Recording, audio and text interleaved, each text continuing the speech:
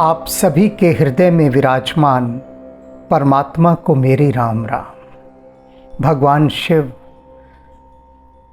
राम जी के पास आकर हम सबकी सिफारिश कर रहे हैं, हम सबके लिए प्रार्थना कर रहे हैं। आपने देखा अब से पहले कितने देवी देवता आए, वेद आए, साधु सन्यासी आए, ऋषि मुनि आए, सभी ने आकर प्रभु श्री राम का गुणगान किया, उनकी स्तुति की और अपने अपने धाम को लौट गए।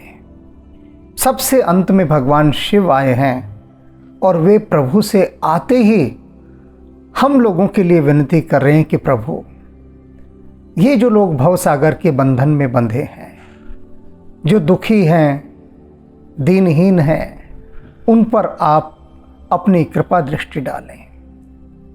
शिव का अर्थ ही है कल्याण, मंगल, शुभ। जो सबका शुभ सोचते हैं वे ही शिव हैं, और न केवल सोचते हैं, करते हैं।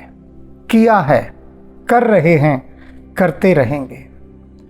आज अब प्रभु श्री राम से वे क्या कह रहे हैं?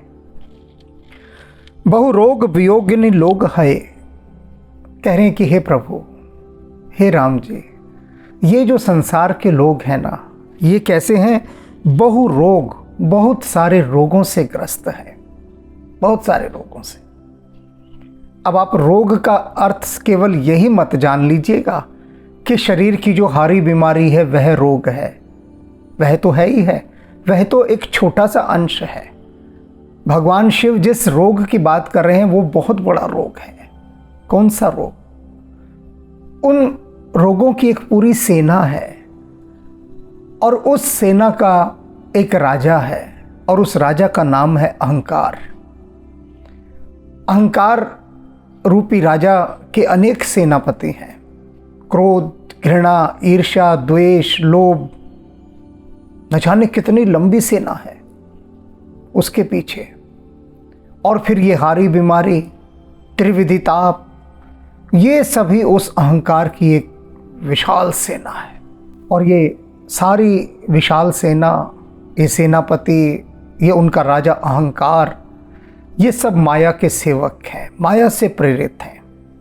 तो ये सारे रोग, इनको भगवान शिव कह रहे हैं बहु रोग, कि हे प्रभु, ये जो जितने भी जीवात्मा हैं, ये जितने भी संसार के लोग हैं, ये बहुत प्रकार के रोगों से पीड़ित हैं। वियोगिनी लोग हैं, और न जाने कितने प्रकार के वियोग इनको घेरे हुए हैं। कोई एक वियोग थोड़ी ना है। धन का वियोग, पद का वियोग, अर्थात वियोग माने कुछ भी छिन जाना। तो ये सांसारिक लोग सदा कुछ छिन जाने के भय से सदा भयभीत रहते हैं। ये भी एक बहुत बड़ा रोग है। तो इनकी इतनी बड़ी समस्या अब इन दो चीज़ों के रहते हुए, ये जो रोग है और जो वियोग है, इसके रहते हुए कोई कैसे राम को भज ले? कैसे भज ले? जीवन की सारी ऊर्जा, सारी शक्ति तो ये रोग ही चूस जाते हैं। तो राम को कैसे भजिएगा? बस यूं ही बस थोड़ा तोता रटन तो हो जाती है, धूप दिया बत्ती हो जाती है, वो भजना थोड़ी ना होता है। वो भजना नहीं है। भजना तो तब है जब ये रोग भी ना रहें, ये वियोग भी ना रहें, और शुद्ध बुद्ध प्रबुद्ध मन रहे, तब भजा जाता है। उसे भजना कहते हैं। और उस भजने की स्थिति को हम लोग प्राप्त हो जाएं, उसी के लिए भगवान शिव ये विनती बार बार प्रभु श्री राम से कर रहे हैं। आगे क्या कह रहे हैं? भवंद्रिक निरादर के फल ए, भव सिंधु अगाध परे नरते, पद पंकज प्रेम न जे करते। कह रहे हैं कि हे प्रभु, हे मेरे राम जी, ये सब क्यों है ऐसा? क्योंकि वे लोग जो आपके चरण कमलों से प्रेम नहीं करते, भव सिंधु अगाध परे नरते, वे नर इस आवागमन के बंधनों में जकड़े हुए हैं। आपका जो चरण कमलों का जो निरादर करते हैं, वे ये दुख पाते हैं, वे ये कष्ट पाते हैं, वे इन भवबंधनों में जकड़े रहते हैं वे लोग। अति दीन मलीन दुखी तिन्हि। और कैसे हैं वे लोग? अति दीन है। दीन को समझ लीजिए बेचारा, बहुत बेचारे हैं वे लोग, बहुत बेचारे। एक स्थान पर ब्रह्मा जी कहते हैं कि इस संसार में केवल एक ही अभागा है, एक ही। देवता जब उनके पास जाते हैं, ब्रह्मा जी के पास, तो वे कहते हैं, जानते हो संसार में अभागा कौन है?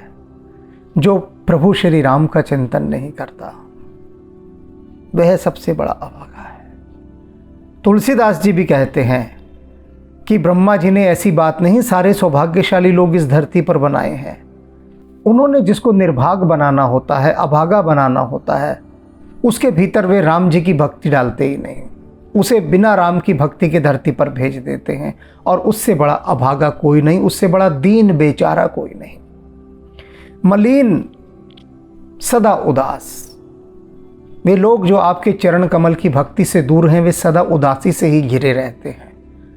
देखे हैं मैंने अनेक लोग, साथ भी रहा हूं उन अनेक लोगों के जिनके पास बेशुमार दौलत है, कुबेर के खजाने हैं उनके पास, सब कुछ है जो पैसे से खरीदा जा सकता है, सब कुछ उनके पास है, लेकिन उदास, भीतर से दीन माने बेचारे और दुखी।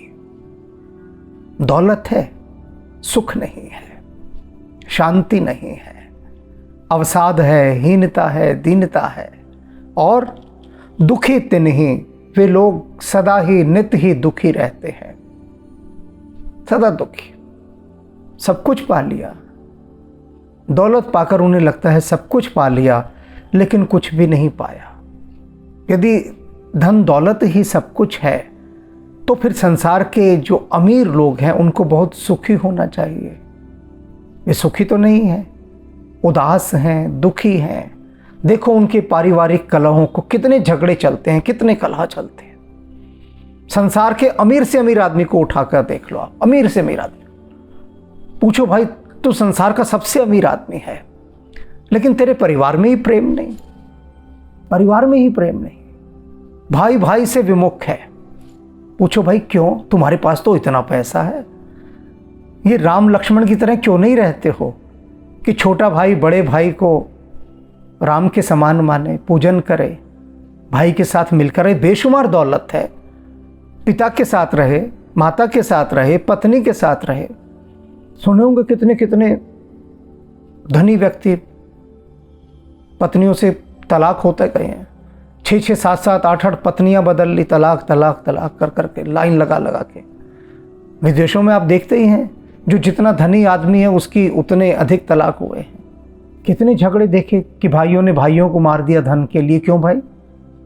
पैसा था तो दोनों भाई मिलके राजी खुशी रहते, किस चीज की कमी थी? तो धन आ गया, लेकिन भक्ति नहीं आई।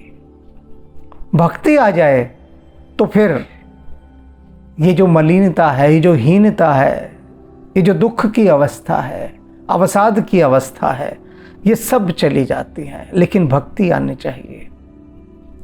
और भक्ति तो राम जी की कृपा से ही प्राप्त होगी। राम जी के श्री चरणों में प्रीति लगाने के लिए मन को प्रेरित करने से ही प्राप्त होगी, और हनुमान जी से अनुनय विनय करने पर ही प्राप्त होगी। जिनके पद पंकज प्रीति नहीं, कहते हैं भगवान शिव कि हे राम जी, जिनके मन में आपके चरण कमलों के प्रति प्रीति नहीं है, वे लोग इस प्रकार से दीनहीन, उदास और दुखी रहते हैं। अवलंब भवंत कथा जिनके, और मेरे प्रभु जिनको सिर्फ आपकी कथा का ही सहारा है, बेहिसाब भक्त हैं, इनका हिसाब लगाया नहीं जा सकता। उन्हें सिर्फ राम जी की कथा का ही सहारा है। वे राम कथा के सहारे ही सब कुछ पा रहे हैं, उसी पर जी रहे हैं। वे भोजन और प्राणवायु पर नहीं जी रहे हैं कि फूड और ऑक्सीजन पर जी रहे हैं। वे तो राम कथा के अवलंब पर, उसके सहारे पर जी रहे हैं। प्रिय संत अनंत सदा तिनके, और उन्हीं को आप प्रिय हैं, उन्हीं को संत प्रिय हैं। ऐसे वे लोग जो राम कथा के प्रति प्रीति रखते हैं, उन्हीं को संत लोग प्रिय होते हैं। राम जी, आप भी उन्हीं को अच्छे लगते हैं। जिनके मन में आपके चरण कमलों के लिए प्रीति नहीं, उन्हें संत कहाँ अच्छे लगते हैं। संतों से वो मुख मोड़ लेते हैं, संतों को देखते ही पीठ फेर लेते हैं, उदास हो जाते हैं, बुरा मुंह बना लेते हैं, और राम का नाम तो सुनते ही वे बिदक जाते हैं।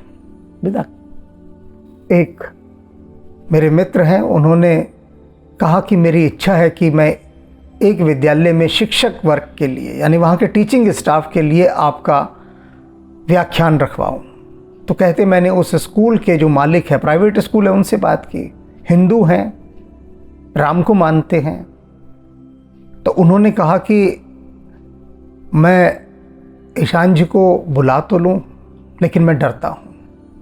इसलिए डरता हूँ कि वे जब शिक्षक वर्ग को संबोधित करेंगे तो उसमें राम की कथा भी सुनाएंगे, उसके बिना रह नहीं पाएंगे, राम का कोई उदाहरण देंगे, और फिर ये जो है ना बात बिगड़ जाएगी। क्योंकि अगर वो तटस्थ रहकर, न्यूट्रल रहकर अपना व्याख्यान दे तब तो मैं सोच सकता हूँ, लेकिन अगर उन्होंने राम का नाम लिया तो फिर बात बिगड़ जाएगी। अब ये देखिए, ये कैसे राम के भक्त हैं। क्योंकि उनका ये कहना है, उनका क्या, कि अब एक हवा ऐसी चल गई है कि यदि कोई राम का नाम लेता है तो इसका अर्थ है कि वह किसी विशेष राजनीतिक पार्टी से संबंध रखता है। ऐसी एक हवा, एक ऐसी एक लहर फैल गई है। तो अनेक राम भक्त तो यही सोचकर दुबके रहते, संकुचित रहते हैं कि भैया किसी को राम राम नहीं कहना। राम राम कहेंगे तो समझा जाएगा कि यह किसी विशेष राजनीतिक पार्टी से संबंध रखता है। खैर, मेरा व्याख्यान उन्होंने नहीं रखा क्योंकि उनके डर ने उसे रखने नहीं दिया। तो यहाँ पर ये क्या कह रहे हैं कि उनको न संत प्रिय होते हैं, न राम जी आप प्रिय होते हैं, कि जिनके मन में आपके चरण कमलों के प्रति प्रीति ही नहीं।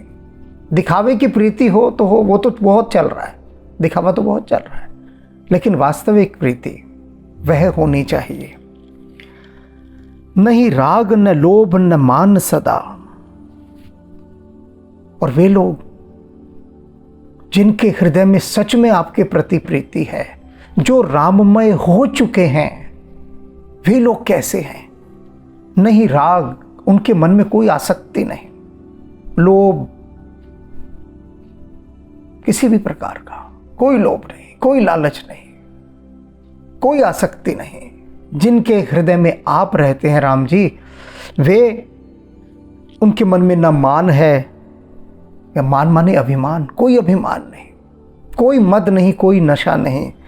ना ही राग न लोभ न मान मदा, ना कोई आसक्ति है, ना कोई लोभ है, ना कोई अभिमान है, ना कोई मद है यानी नशा है, कुछ भी नहीं है। क्योंकि जहां जिसके हृदय में राम है वहां कहां से आसक्ति आ जाएगी, कहां से लोभ आ जाएगा, कहां से अहंकार आ जाएगा, कहां से नशा आ जाएगा। कितने भी बड़े पद पर हो, लेकिन अगर राम की भक्ति उसके हृदय में है, उसमें अहंकार नहीं होगा, हो ही नहीं सकता। विमान, अभिमान, नशे सबसे दूर, कुछ नहीं होगा। तिनके सम वैभव वा विपदा। और उनके लिए तो, जिनके मन में राम जी आप रहते हैं, जो आपके चरण कमलों में अपनी प्रीति रखते हैं, उनके लिए तो विपदा और वैभव दोनों एक समान है, दोनों एक समान। स्वामी विवेकानंद के हृदय में राम विराजमान रहते थे। वे क्या कहते हैं स्वामी विवेकानंद? कहते हैं कि मैं एक गरीब मजदूर के झोपड़े में भी सोया हूं, जहां छत टपकती है, धूप, वर्षा, जलवायु के सारे प्रभाव उसके झोपड़े से भीतर आते हैं, टूटे फूटे बर्तन हैं, बहुत साधारण भोजन है। मैं उस गरीब के झोपड़े में भी रहा हूं, और मैं उन राजा महाराजाओं के महलों में भी रहा हूं, जहां मखमली गद्दे पर मैं सोया और उनकी दासियां मेरे चरण दबाती थीं, च्यवन डुलाती थी, सोने के पात्रों में भोजन किया। कहते लेकिन मुझे ना उस गरीब के झोपड़े में कुछ दुख अनुभव हुआ, ना कष्ट अनुभव हुआ, ना उस राजा महाराजा के महल में कोई सुख का अनुभव हुआ। मैं एक सम रहा। गरीब के झोपड़े में भी वैसा और सम्राट के महल में भी वैसा। तो ये जो सम अवस्था है, ये केवल उसी की होती है जिसके हृदय में राम के चरण कमलों के प्रति प्रीति है, क्योंकि राम भी सदा सम अवस्था में रहते थे। राज्याभिषेक होना है, सम्राट बनने जा रहे हैं सुबह, वैभवशाली अयोध्या के, और सुबह ही समाचार मिल जाता है, रात को ही मिल जाता है कि राम, राज्याभिषेक नहीं होगा, सुबह तो तुम्हें वन जाना है, 14 वर्ष के लिए वनवास। राम के मुखमंडल पर कहीं पर भी किसी भी प्रकार की अवसाद की, दुख की, खेद की कोई रेखा नहीं, कुछ नहीं। वे समभाव में हैं, न पहले प्रसन्न थे न बाद में दुखी हैं, कुछ भी नहीं। जब भरत जी लौटते हैं ननिहाल से, जाते हैं कौशल्या के पास, तो वे कहती हैं कि तेरा भाई जब वन जा रहा था ना, तो मैंने देखा कि उसके मुख पर कण मात्र भी कोई दुख की रेखा न थी, और जब अयोध्या का सम्राट बनने का उसे समाचार मिला था, तब भी उसके मुख पर कोई प्रसन्नता की रेखा न थी। समभाव, समभाव उसी का आता है जिसके हृदय में राम के प्रति प्रीति होती है। एहिते तब सेवक होत मुदा, मुनि त्यागत जोग भरोस सदा।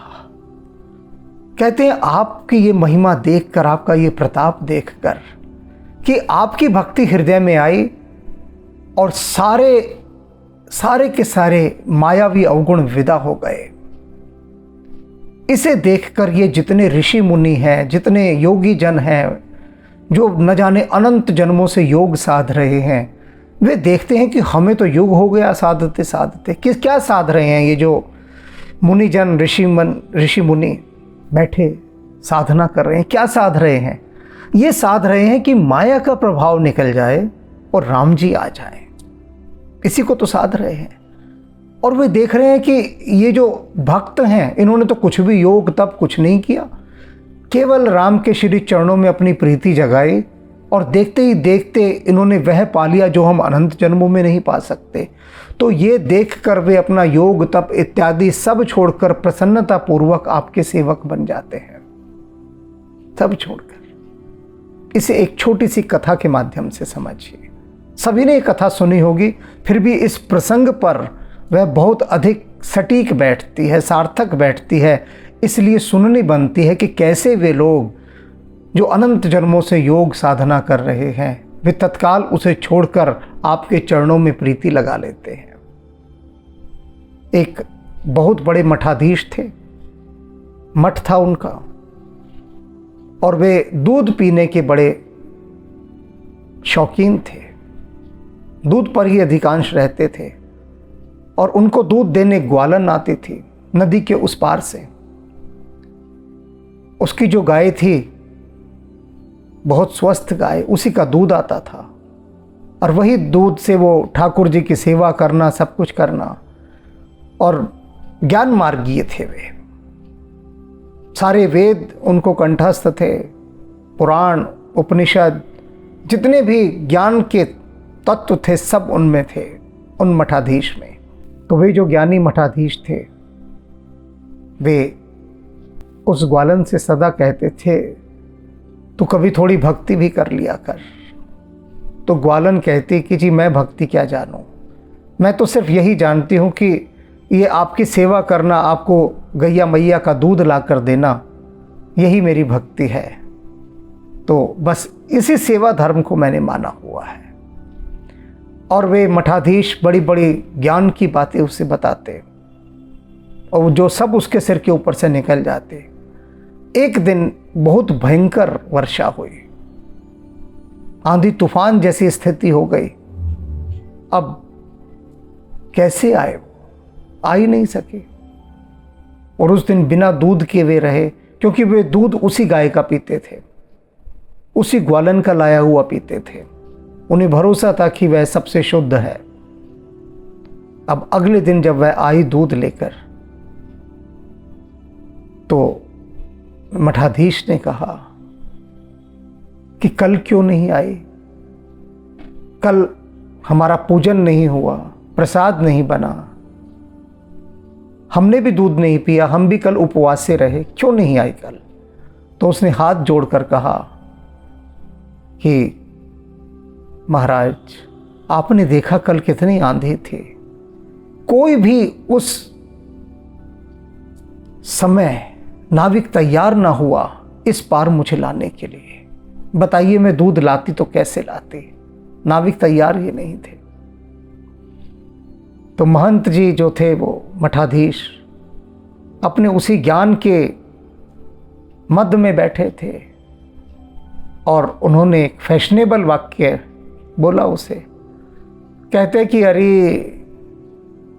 अरे ओ अहिरन, राम के नाम से तो लोग भवसागर पार कर जाते हैं, तुझसे ये नदी पार नहीं हुई। अरे राम का नाम लेती आती नदी भी तेरी पार हो जाती। अब उन्हें कुछ न कुछ तो मजाक उड़ाना था उसका, कुछ न कुछ तो कहना था। ज्ञानी थे, भद्र थे, तो अभद्र भाषा का तो उपयोग कर नहीं सकते थे ना, तो बस व्यंग्य कर दिया, कटाक्ष कर दिया कि राम के नाम से तो लोग भवसागर पार कर जाते हैं, तुझसे नदी पार नहीं हुई, धिक्कार है तुझ पर। और कहकर अपना चले गए। अब उस ग्वालन के मन में बड़ी ग्लानि हुई। खैर कुछ दिनों बाद फिर ऐसा ही योग बना, वर्षा हुई, आंधी आई और वो दूध लेकर आ गई। अब मठाधीश ने पूछा कि आज नाविक तुझे मिल गए?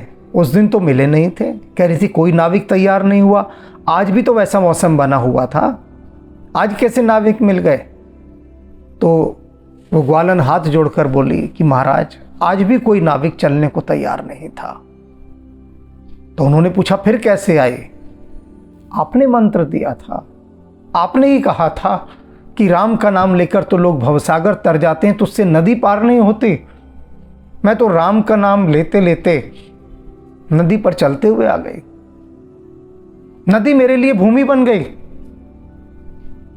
अब वे जो राम के चरणों में प्रीति है इसका पाखंड धरते थे, इसका दंभ भरते थे। एक फैशनेबल था कि राम के चरणों में प्रीति है, फैशनेबल। उन्होंने कहा हट, ऐसा थोड़ी ना होता है कि राम का नाम लिया और नदी पर चल गए। उसने कहा मैं तो ऐसे आई हूं। तो बोले अच्छा चल के दिखा। अब वो बोली ठीक है चलिए। वो नदी पे गई और राम राम राम राम बोलती हुई वो तो चल दी और नदी भूमि बन गई, जल के ऊपर वो चल रही है। अब वो मठाधीश के तो होश उड़ गए, जीवन में पहली बार ऐसा देखा। वे भी राम नाम लेकर नदी में प्रवेश किया और नदी के जल में गिर गए। किसी तरह से हाथ पैर मारते हुए बाहर आए।